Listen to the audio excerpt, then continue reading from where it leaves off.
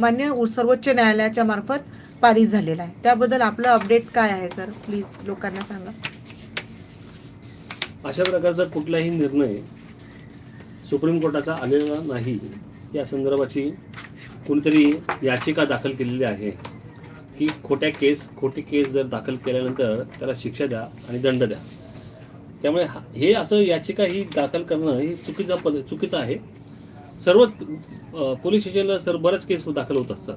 काही खरे असतात, काही खोटे असतात.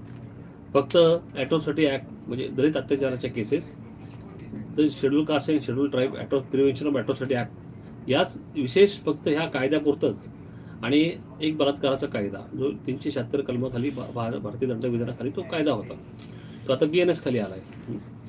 हे अशा ह्या दोन कायदे म्हणजे एक बलात्काराचा कायदा आणि एक ॲट्रॉसिटी ॲक्टचा कायदा, हे फार दोन्ही कायदे फार सेन्सिटिव्ह आहेत. एक तर महिलांसाठी आहे आणि दुसरा जो कायदा आहे तो दलितांसाठी आहे.